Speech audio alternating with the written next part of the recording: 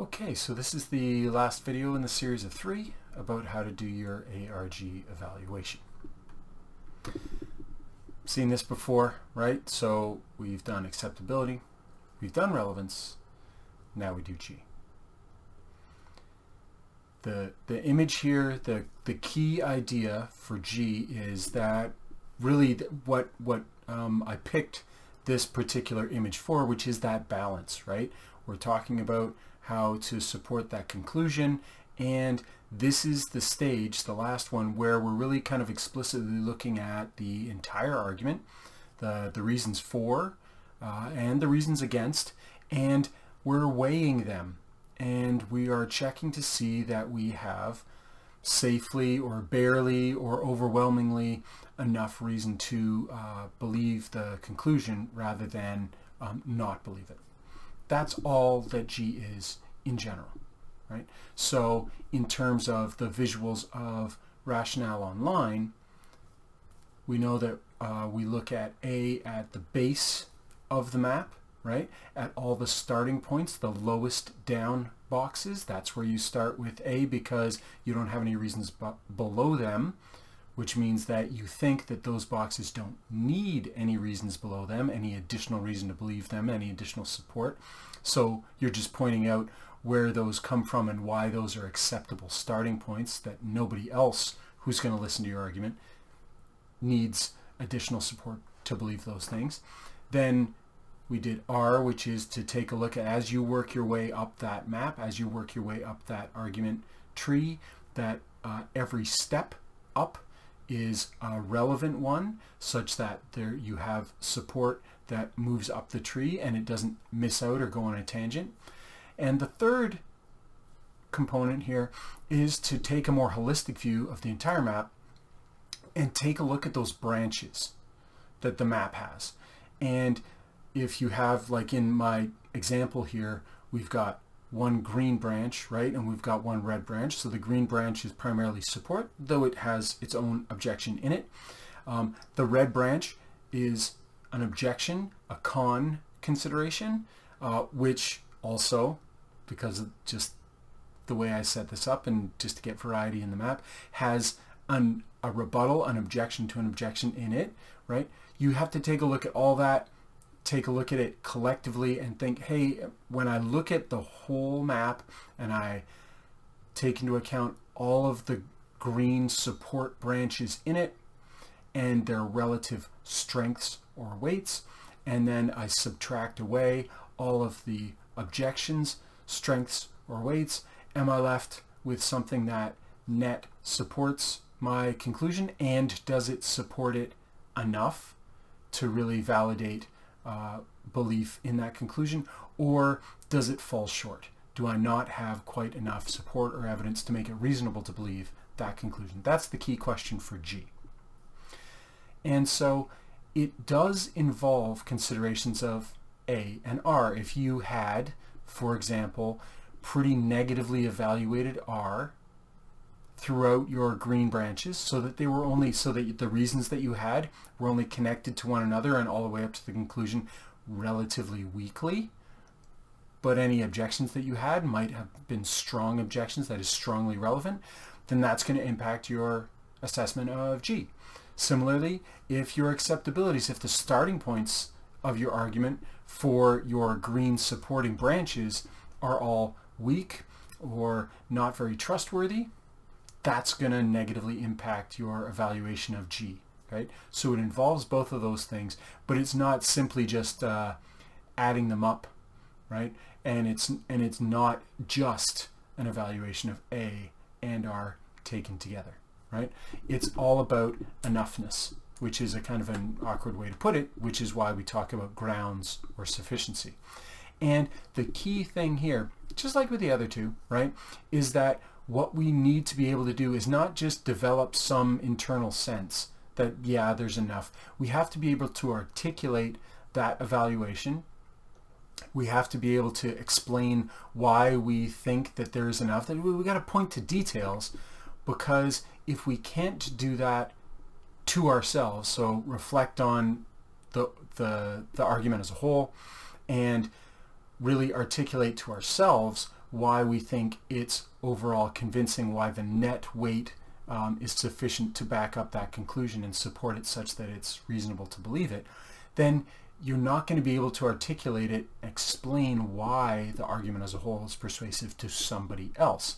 And if you can't articulate your own evaluation and explain why you think it's worth believing in, then essentially what you're left with doing to somebody else who you want to convince is basically saying, trust me, I think this is a sufficient set of reasons to overcome the objections and to believe this. I can't really explain to you why I feel that way. You just have to trust me.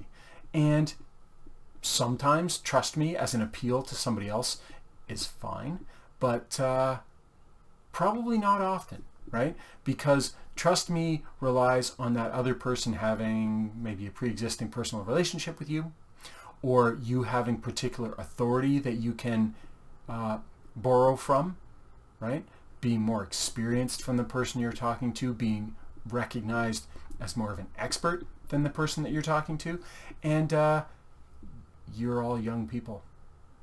There's not going to be very many situations where you have more experience than the people that you're talking to, where you have more expertise than the people that you're talking to.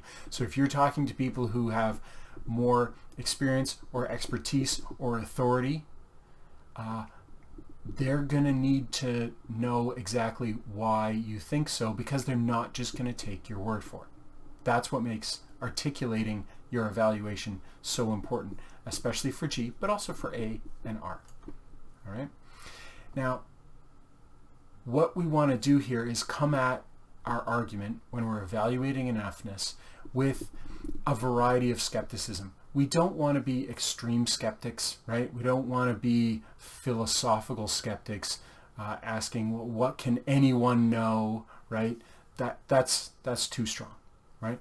What we want to do is just be skeptical of our own argument as a whole and try and critique it, be not negative, right? But be honest and take what we can think of as an impartial attitude towards it, or take alternative partial attitudes toward it. That is, actively try and rehearse the argument from a completely different perspective than our own, to test the various parts and see if we can kind of empathize with some other audience to see how they would perceive our argument, right? And so that requires a whole bunch of different kind of inhabiting other people's mental states or mental circumstances, right? You want to adopt either a perspective of an impartial audience, someone who really is maybe hearing this particular issue for the first time, or even just a different audience, trying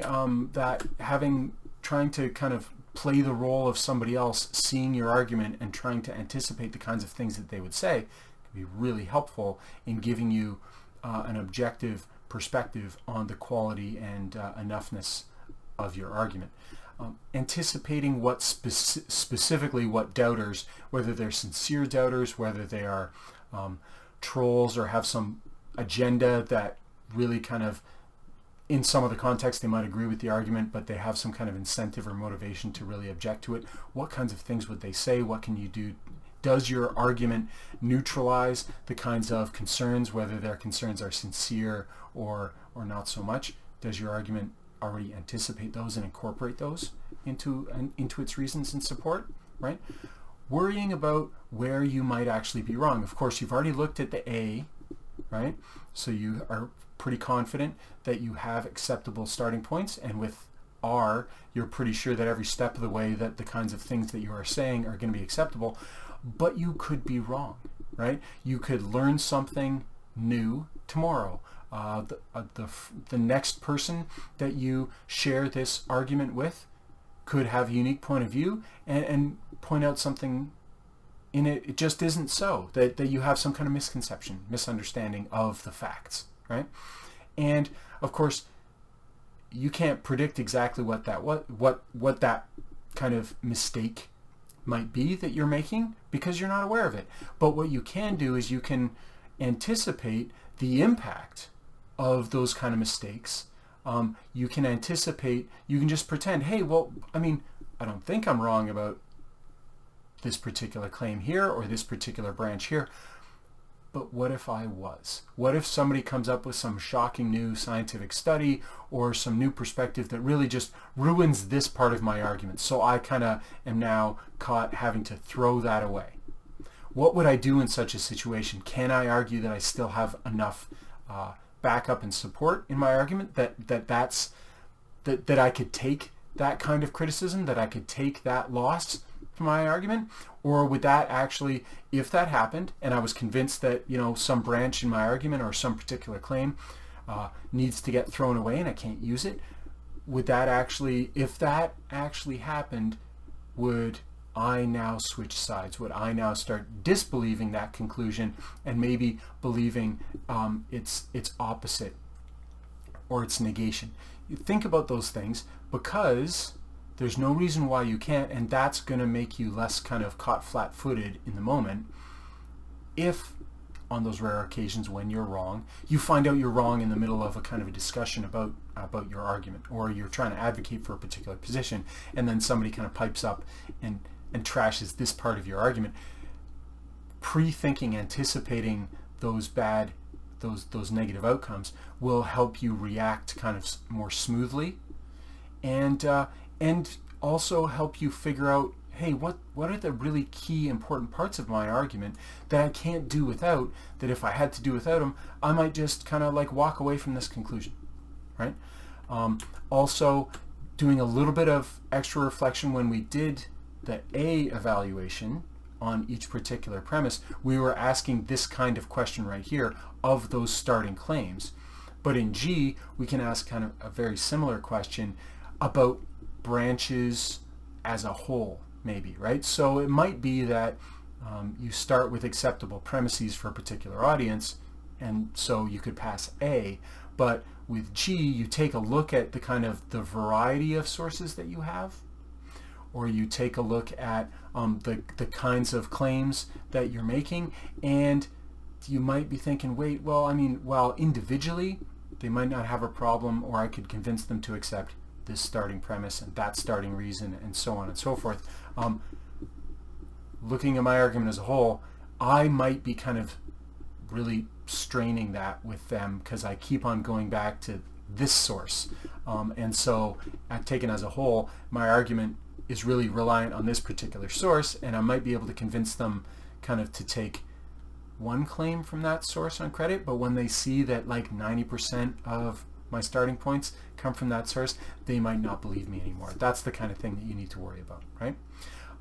Some of these considerations are going to overlap with what we call rhetoric, which is non-rational persuasion techniques, right? So when I was saying things about anticipating where you might be wrong so that you could adjust smoothly to a setback or somebody presenting a counter argument, not only is that anticipating rational impacts to your argument and being more rational yourself, if you can kind of pre-plan out, well, what would happen if I was wrong with this?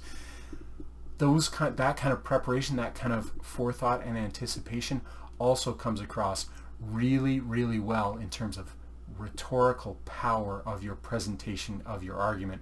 If, you know, lots of times when we're arguing, it's a really competitive and adversarial thing. So if you do some preparation such that so that you are in fact not surprised, then part of not being surprised is not acting surprised, right? And that can be a really powerful thing. Somebody comes up with a really good counter argument and you just roll with the punches and you come back, right? That can be rhetorically powerful as well as being rationally persuasive, right? So there's a little bit of overlap between those things, and that's totally fine. Okay, so this is the kind of the general mindset that I'm going to encourage, that the G is all about, but it's kind of vague, right? If I ask you to, okay, go do this on an argument, I'm not giving you very much guidance. So in terms of scaffolding G evaluation for you, this is the attitude, these are the kinds of things that I'm looking for you to be aware of when you're looking at an argument and you're evaluating it for G, whether it's your argument or other people's arguments. But I have to give you something a little bit more concrete and something that you can grasp. So I've boiled down this kind of attitude into 4 questions. And I think that these aren't, it's not like if I answer just these 4 questions, I've kind of done my job in every circumstance, right? But these 4 questions here are really good starter questions in lots of circumstances. If you can think about these, you're pretty much ticking all the boxes in wondering about the holistic enoughness of your argument. And for listicles, for the maps that we're going to do, I'm not going to require that you answer all 4 of these, because we're just doing this for practice. I just want to see that you can do these things. I don't want to kind of force you to do all of them, because if I force you to do all of them, I also am forcing myself to grade all of them, and I don't want that. So for any map that you do, just like with our notes, I'm going to have you answer 2 of these 4 G questions. And you get to pick which 2. So you can totally pick the 2 easiest ones, which most of you will probably do. I don't think that there's, I mean, for a particular argument, 2 of these might just be more kind of natural or obvious for you to ask an answer of the argument map. But I think that's, if I can get you to do these, then hopefully that will develop a habit amongst yourself, not to maybe just ask these specific questions, but to become more aware of the need to holistically evaluate the balance, and whether net the reasons for weigh in favor of your conclusion, or whether the objections or other problems, issues with your argument as a whole weigh against accepting that conclusion. So the 4 G questions that I have here, you need to worry about potential underminers, and what I mean by that simply is objections. The map that you have, whether it's you have mapped a particular argument of yours, or whether you're evaluating somebody else's map, one of the ways to get good perspective on what they've done is to kind of ask about its completeness. Is it being fair?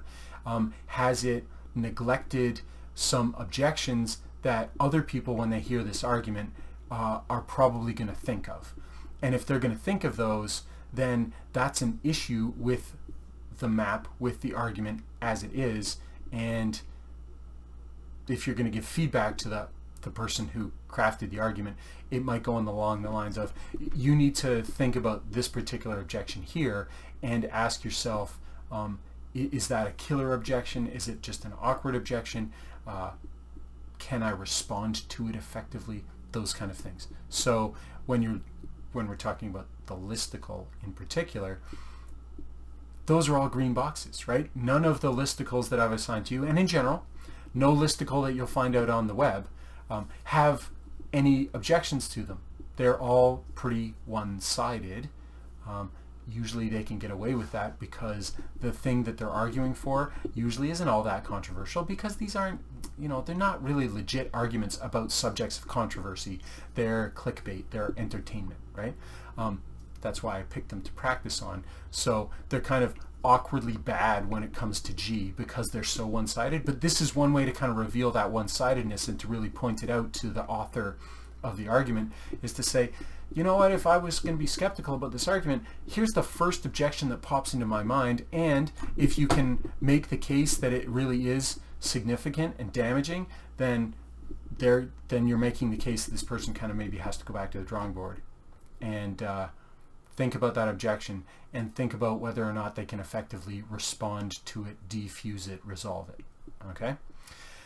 The other thing, and this is kind of a perspective on the successful green branches, right, is to ask about the relative weights. So as an example, your listicles might have had more than 5 reasons, but we just mapped the first 5, right? But if you just take those first 5 reasons, it's usually the case that each one of those 5 is not contributing equally in terms of rational persuasive power to somebody believing the conclusion, right?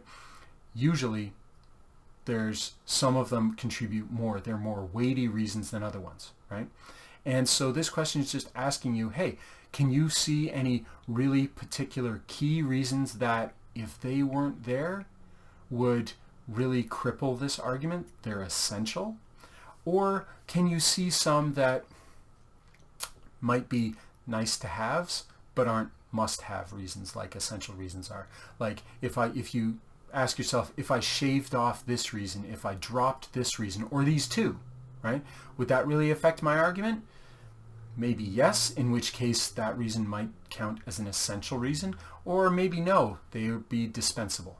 And so what I want you to do when answering that question is pick on a particular reason and evaluate how essential or dispensable it is, and then explain that a little bit. Why would you think it doesn't really damage the overall strength of the argument if you totally got rid of that reason and just left it off the board and instead had a 4-box listicle in favor of the listicle's conclusion?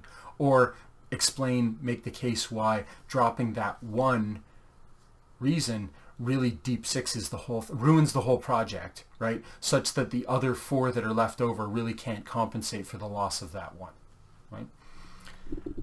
Again, this is connected with that. What if I'm wrong, right? Or what if the doubters just don't believe something because they don't, maybe they find it unacceptable or something like that. All right.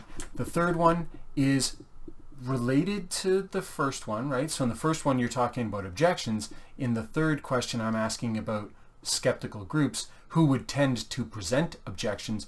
But whereas this is talking about objections, that is reasons against, this is talking about audiences or groups against. So it's a slightly different angle of asking the same question. And so what I'm asking here is, can you think of a particular audience who would be hard to convince or skeptical about the topic that this argument is about? And I want you to kind of try and find an audience that you think, even with the argument as it is, as you've laid out, that they are not, you think that that group would not be persuaded. And then I want you to ask, look, that group, that this argument right now in the shape the argument's in, it's not going to convince people in this group to adopt that conclusion? Okay, fine. What is there something that I could add? A reason, a whole bunch of reasons, an aspect of the issue that the current argument is just silent about, but that is of kind of particular interest or concern to that particular audience that I would have to say, right? There's also the possibility that the particular audience you identify is, for all practical purposes, unconvincible, right? So if you had an argument for the existence of God, but you were talking to an atheist, right? It might be the case that whatever kind of fancy logical footwork you did, that person's just pretty committed to atheism. They're just not going to be convinced, right? No matter kind of what things there are that you can say, that they might not be convinced at all. And it's important to know and identify an audience for which adding 1 or 2 more reasons might tip them into your favor and get them on board with the argument, and audiences where you can't do that, where you just literally can't succeed, because that gives you some perspective on how useful the argument will be kind of out there in the real world, right? And it will have you stop trying. If you know that that audience is a really committed bunch of skeptics or really unpersuadable, then you start trotting out your argument to a random group and you realize that the group that you are addressing contains people of that audience, then maybe it's a good strategic tactic to just stop trying, right? Ignore those people, focus on convincing the people that are reachable, right? Or come to terms with the fact that, look, I'm talking to a room full of people who are part of this skeptical audience that I just can't convince. I'm just going to maybe shrug my shoulders. Okay, it's clear that we have an unbridgeable gap here and I'm not going to be able to bring you on board, so I'm not going to waste my time. I'm not going to waste your time. I'll go, right?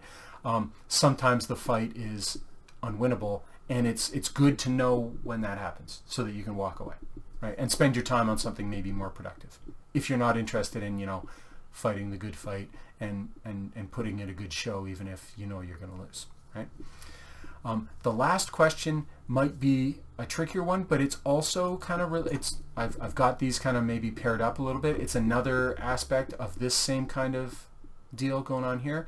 And I call this one fragility, because lots of the times one of the things that we want to anticipate when we might be wrong is, like, if there's one thing that the arguer, whether the arguer is you or you're looking at somebody else's argument, it could be a fragile argument. That is, there could be like one place to hit, and if somebody can make convincing points against that one place, then the whole argument crumbles. Or the argument could be kind of robust and resilient, such that there isn't one place where if somebody comes up with some surprising claim and can back it up, that it won't ruin your argument, that it can take hits over here and over here and over here. As long as it doesn't take hits everywhere at once, it can shrug them off and keep coming, right? That would be a non-fragile or robust argument. Asking that question and trying to evaluate it is important, because your argument might be strong but brittle, right? So every reason might be nicely and solidly supported, right, with good, so really solidly acceptable sources that everybody in the audience is going to accept. Nevertheless, if it's brittle, if it's fragile, and you can identify the location in which it's fragile, you might be able to shore that up with extra reasons to make it less fragile. Or just rhetorically speaking, you might be able to kind of steer your, if you're really just focused on persuading people by hook or by crook, you might be able to steer their attention away from what you think is the most fragile part of the argument, so that you expose it less to their criticism. Right? And so most arguments, you can answer all four of these kind of quite naturally, but I'm only going to ask you to answer 2 of the 4, okay, as part of your G. Now, whereas we did the A evaluation with basis, boxes, and rationale, and we did R with the shading and the yellow post-it note kind of things in rationale, G doesn't happen in rationale. Okay, so after you finish your A and you finish your R in the map, you should then export the map, put it in your Google Doc or your Word doc, and then all we do is we answer those 2 out of 4 G questions. Sorry. We answer those 2 out of 4 G questions just by typing in the document below, right? So when you are starting this, right, you're going to have your existing map that doesn't have any evaluations on it. You're going to have the URL of the source material for the map, so that it makes it easier for me, the grader, just to click that link and go and see what it is that you are mapping and compare it to the map that you made, right? And then of course you're going to have your exported diagram right here, and you're going to build in the A parts to it. You're going to add your A basis boxes down below with the check marks and all that kind of stuff, and you're going to add in your shading and your yellow R notes. They're going to be sprinkled in here, and then the G happens underneath that stuff. Just regular typing. The one thing I would ask though is that don't number them, use that name, right? So head title your responses, right? So if you're going to pick talking about reason weights and talking about remaining skeptics, then in your document here put reason weights, colon, here's my answer to that issue, and then remaining skeptics, colon, your response to that question, okay? So that I know, because if you number them, then there might be some confusion. The numbers aren't important. These things can come in any order. I just need to have a clue about which of the 4 you're answering. So use those names, all right? And then you submit that. So to sum up, because this is G, the third thing, here's kind of a 1-slide representation of all the things you need to do your A-R-G evaluation on any argument. Of course, the first one you're going to do is the listicle, but you would do all these same things for the other 2 modules past this listicle tutorial module, the editorial and the essay. If you choose to do those things and you get to the ARG stage in those, you're going to do this checklist as well. You're going to complete this checklist, right? So for A, for every box that is a tip or an end point on your map, whether it's a green box or a red objection box, right? You have to cap them off with blue basis boxes, so you have to pick the right type. You have to write in some information in the place where you write in information, identifying the source, and then evaluating the source on its reliability or trustworthiness. And then you give it an overall evaluation, right, that reflects kind of the judgment that you put in the text there. Overall, do I hate it? Am I unsure of its acceptability? Or do I think that the people reading this argument are going to accept that as a good starting point that doesn't need any more reasons to support it to make it seem true or valid or acceptable for them? Then you go on to R. For every reason box, for every red or green box, we're looking at the connectors that spawn off those and head up, right? We're going to shade those boxes by asking, hey, does this matter to the box above? Does the truth of this thing affect my reception, my attitude towards the box above it? And we're going to shade it dark green or red, pale green or red, or gray if it doesn't matter at all, right? And we're going to articulate 2 of those evaluations per map. You should be able to write an R note for every single box on your map, but I'm only asked for 2. And similarly, below that rationale image in the text in the doc, you should be able to answer all 4,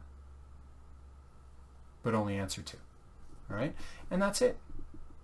So what's next? Well, you got the last quiz number 4, where I'm going to quiz you on, I'm going to give you example G evaluations of particular maps and just ask you, hey, does that sound sensible? Does that sound like an insufficient evaluation of G, or defective, or missing the point, or something like that, to give you a little bit of a feel for it. And then I'm going to send you off to do the ARG evaluation, all 3 things, on your listicle.